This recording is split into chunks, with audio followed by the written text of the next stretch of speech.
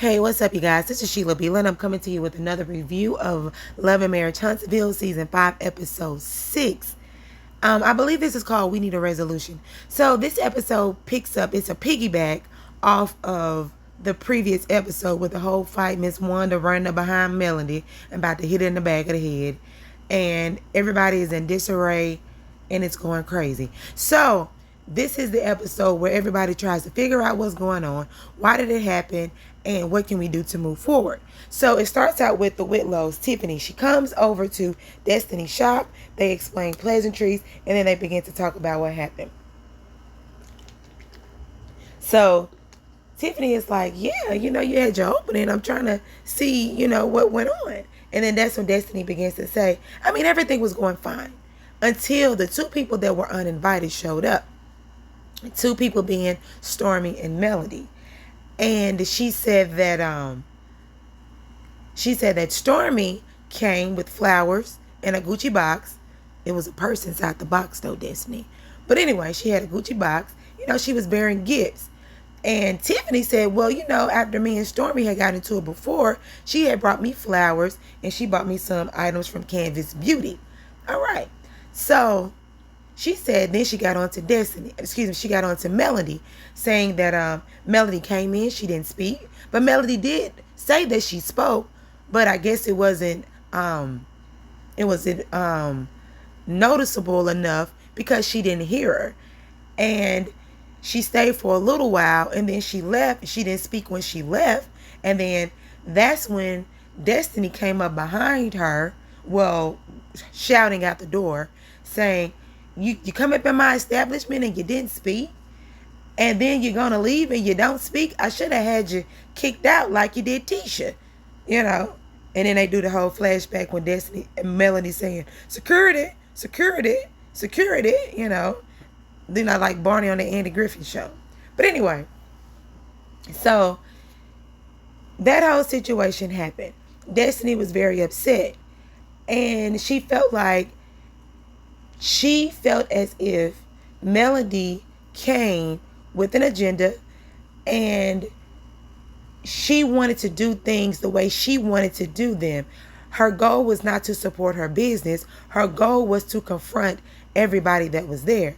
And then Tiffany brings up the fact that everybody wants to talk about timing when it comes to the way that Tiffany handled her situation with everybody in the group. And then Tiffany says it just feels mighty funny that everybody that was talking about timing when it comes to her was not talking about that same timing when it comes to them. And that's when Destiny said, yeah. And after Melody left out, she beelined to Miss Wanda, where Miss Wanda was setting up her tables. And then they got to going back and forth. And Destiny brings up the fact about the whole baby daddy thing and how Melody said something about Miss Wanda baby daddy. And then Miss Wanda brings up Melody baby daddy. And that ain't the baby daddy. You need to find out who your baby daddy is, And it was just a lot of back and forth and a lot of, this is what happened, this is what happened. And they really didn't know what to do to move forward. She said that she's going to speak with Stormy because Stormy did reach out. They talked. And they're going to have a conversation to see where their friendship can go next. Yeah. So then Kimmy, Maurice, Letitia, and Marceau, they all go over to Kimmy and Maurice's home because they too want to talk about what happened, the aftermath of the whole Madani incident, right?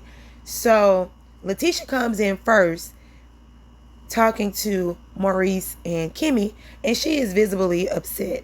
You can tell that she was hurt because she said that her and Marceau had an argument and it didn't go well. And she felt as if Maurice was trying to tell her to silence her voice when it came to the incident that happened between Melody and Miss Wanda. And she said that Marceau was talking to her very disrespectful. Because he said something to the effect of, when I'm over here trying to handle a situation, you just need to sit over here and be quiet and let me handle it. And Letitia said, you ain't going to keep talking to me like this. And when the way she said it like she was real mad. Like, keep playing with me. You ain't finna keep talking to me like this. You know? I'm gonna have to do something. I don't know what she gonna do, but she said you can't keep doing it. And she told Marceau, can you please talk to your brother and I guess tell him how to not hurt her feelings, and how to talk to her, or to calm him down when it comes to her, or whatever. But Maurice was in his confessional, and he says, you know, Letitia's feelings hurt, and she want me to talk to Marceau. But like talking to Marceau is like talking to a brick wall. So pretty much nothing is going to change. Yeah.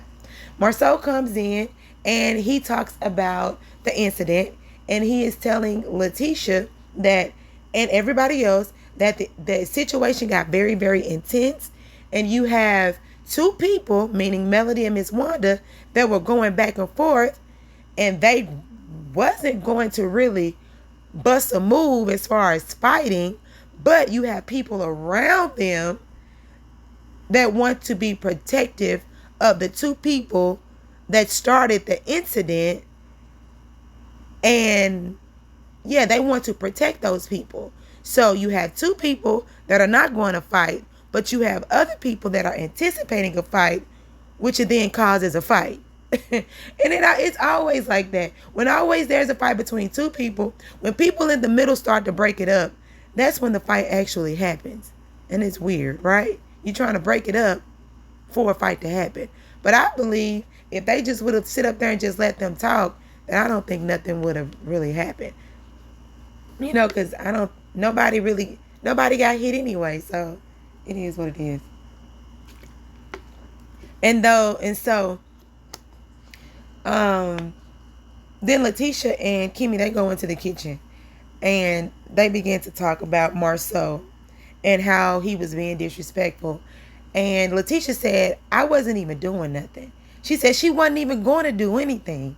She just didn't understand why Marceau, she said she knows he's a protector and a provider, but she just doesn't understand why are you coming at me when I know I'm not about to do nothing.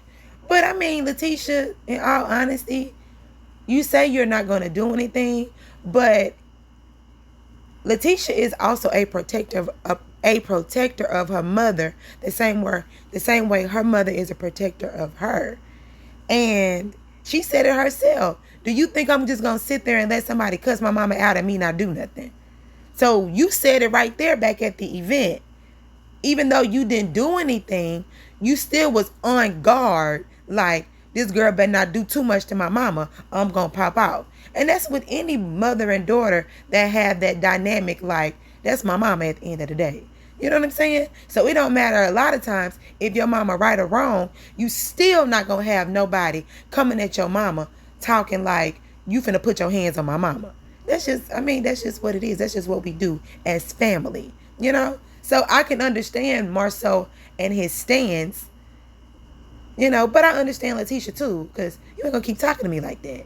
You know, so they go back outside and then they begin to talk about Martell and how, you know, him and Marceau and Martell actually made up after the incident because they had a conversation and they understood where everybody was coming from, where they were coming from. And Marceau still wants to work with Martell. But Letitia like, you know what? I don't want to work with him.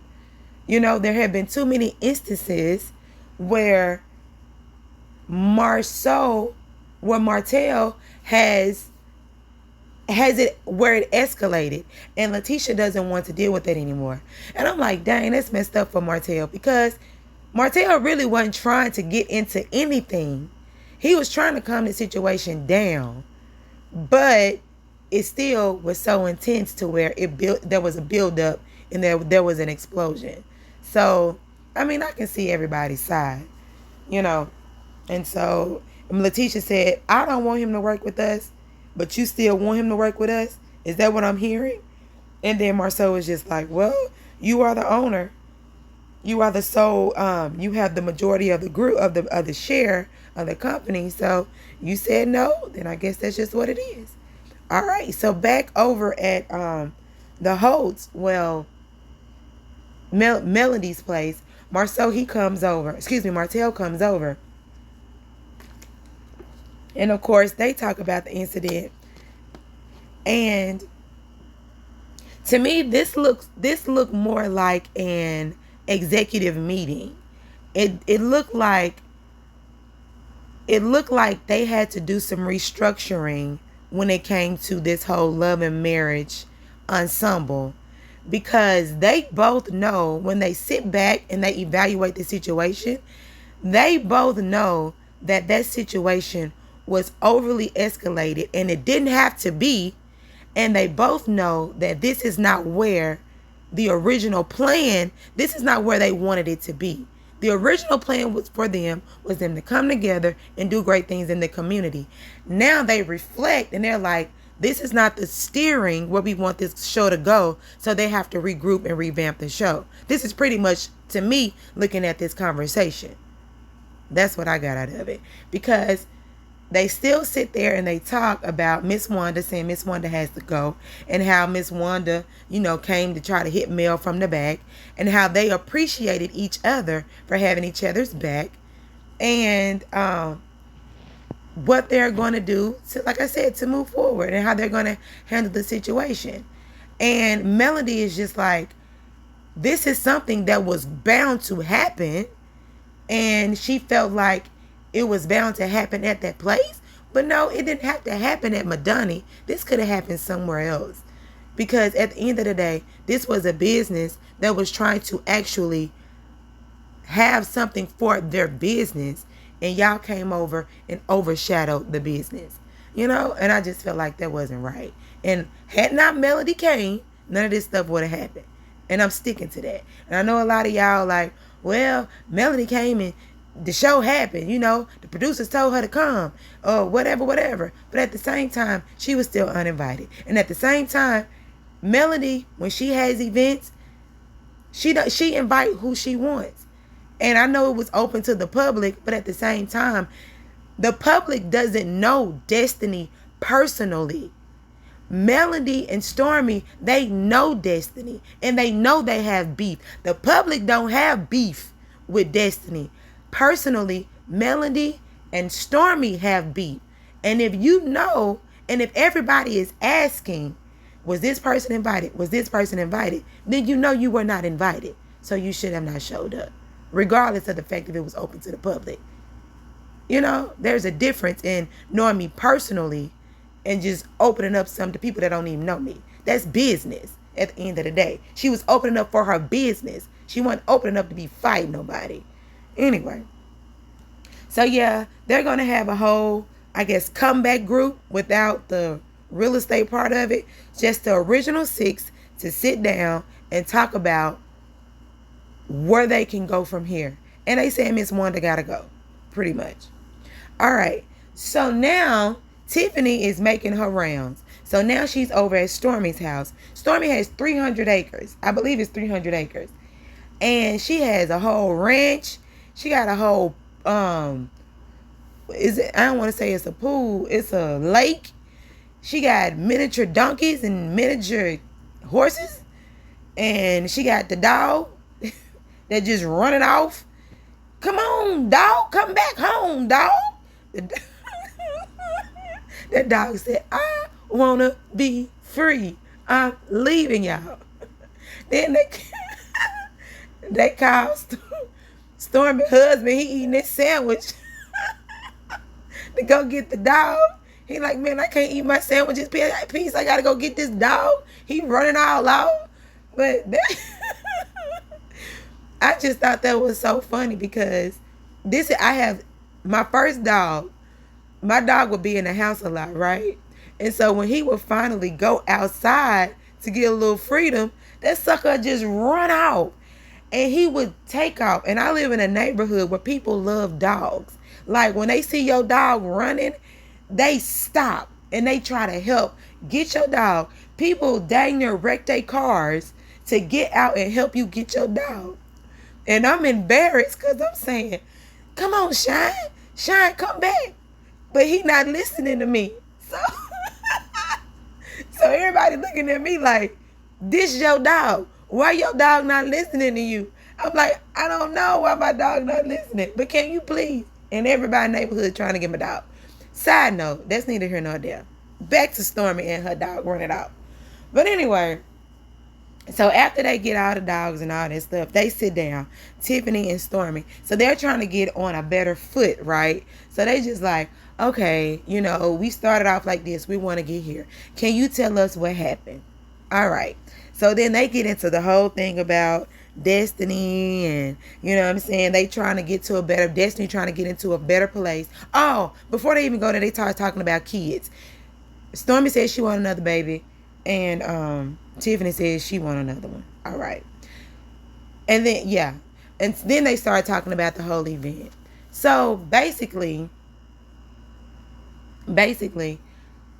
Miss Wanda tried to run up behind Melody from the back. Stormy says she ain't never seen a grown woman act the way that she's acted before. She said that was just kind of weird to her because she's trying to fight people. And Stormy is still trying to figure out what's the issue in the group. She says Stormy says she don't know. You know what? I've noticed in all Stormy interviews, she always says she don't know, but she trying to figure it out. So hopefully somebody tell Stormy what's really going on in the group. And Stormy feels like there is a way that they can get back to where they can get back to. And I mean, it really wasn't nothing but a bunch of rehashing. She just getting Stormy's side. Yeah. Oh, she did shade Destiny though in her confessional because she said like Destiny wasn't really getting no business, like wasn't getting any action in her business like that anyway. And then she started laughing at her confessional saying, she don't think that anything is bad press. So she should take that opportunity to capitalize on it since that's the most action that she's gotten in her store. And I just kind of felt like that was shady because I feel like if you're trying to get on a better foot with Destiny, but you still shaded her business, like she ain't making no money. So yeah, I guess too soon. That Stormy is a little too soon, But anyway, so Destiny, why I keep saying Destiny? So Stormy is going to have a commercial, and she invited Tiffany to be in the commercial. Tiffany said yeah, and that's pretty much that. So now Martell goes to see Chris Fletcher, and Chris Fletcher looks dapper in his suit, and they are talking about the whole thing again with Miss Wanda in the fight, and they're going to Destin, and also Martell has to move. He has to move because the house that he's living in, the owners want to sell it, right? So he has 6 months. When he gets out, they're going to sell it. So Martell needs to buy him a house or find another house where he can live.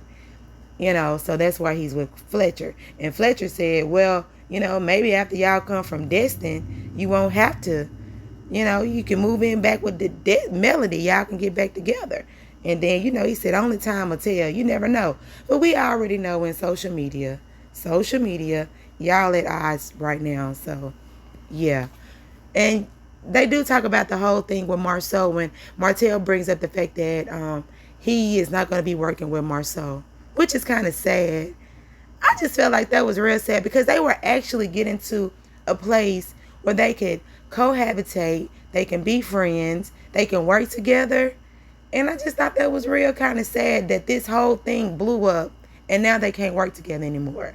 And I saw some people in the comments saying that was a part of Melody's plan, like because Melody didn't like the fact that Martell was going to work with the Holtz again.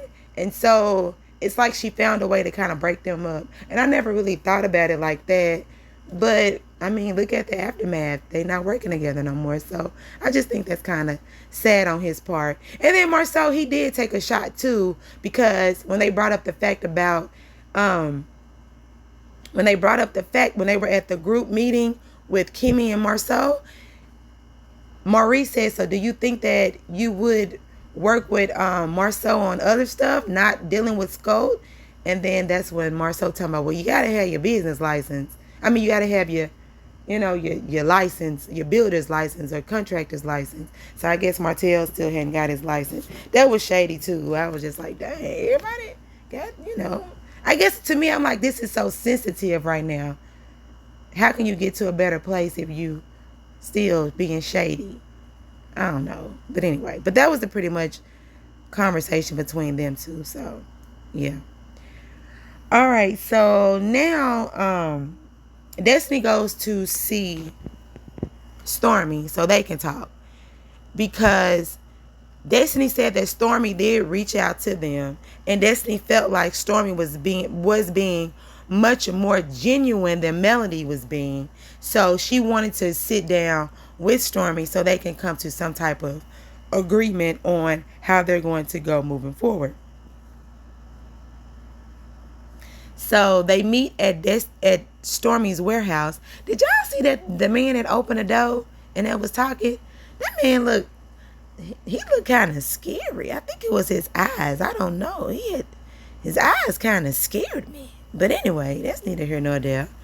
But so they sit down and they talk, and they talk about the whole thing about Melody not speaking, and and the stuff that happened at Madani. And Destiny feels like if Melody came, she should have spoke. Stormy says, well, she's the type of person, if you don't speak to me, then I'm just going to be like, hey, girl, or whatever. And I'm actually that type of person, too, because I don't hold stuff.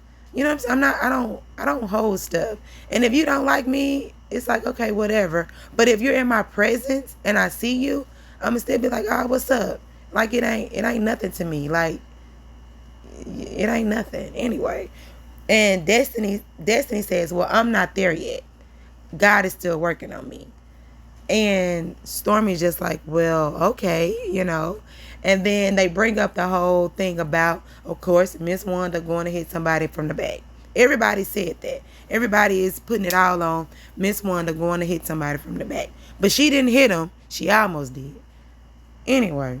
So they sit there and then they're talking about them, and she didn't see Stormy with the flowers, but the person that Destiny sent out there, Stormy felt that she was being a little shady, just kind of condescending toward her. And Stormy was just saying, I keep my stuff. I ain't got to leave my Gucci purse and stuff here. I'll just take it with me. And Destiny said, well, I really would have preferred you not giving me a purse. I wish you would have just given me some of your Canvas Beauty products, because both of them would have been able to make some money. That's more of a business arrangement instead of just your peace offering. And Destiny feels like that would have been a better peace offering. I would have been able to make some money as well as you offer your products. And then Stormy goes into the whole thing about, well, when you came to me in the beginning about the Canvas Beauty, she wanted to do it, but then she was in the middle of getting a broker and a distributor. So she was in the point of, I thought about it, but it wasn't on the top of my list. My thing is, as Stormy is saying, she wanted to be in retail. She wanted to get her items in these big box markets like the Walmarts and the Sam's Clubs and the Targets. That's where she wanted her items. She is now in those markets and she has a distributor. Now that she has a distributor, then Destiny can contact the distributor and you can get those products that way. And then that's when Destiny is like, okay, well, I understand. It is what it is at this point. So now Stormy is saying, do you think there is a way that we can all get together? If I hold an event and can everybody show up? Would you? And Destiny is just like, I don't know. I'm not there yet. Me and Melody are not in a good place. Stormy feels that their common denominator, their common friendship between them is Melody. Destiny said, well, me and Melody not friends. So that's not our common. She wants to have a relationship with Stormy outside of Melody. But Stormy wants everybody to be together. And that's not what Destiny wants. So they have to come to some type of resolve when it comes to that. And I mean, everybody has to be ready. And Stormy's whole deal is, we have to do something different to make the environment different. If we're still coming into the environment with the same attitudes, then nothing is going to change. And Destiny pretty much don't care. Mind you, Destiny look really pretty in this scene. I just wanted to add that. So they just going to try to move forward, them two obsolete Melody.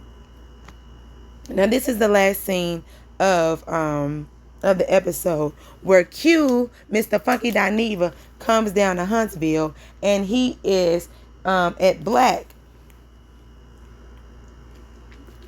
He is at Black, and Tisha is saying, I don't know why he here, but we gonna find out. So, but you know what?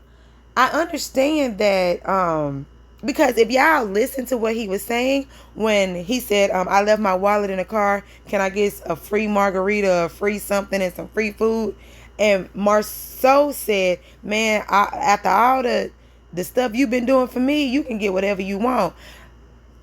Q actually is like an ambassador for Black, you know, that Black in a bottle, chocolate in a bottle.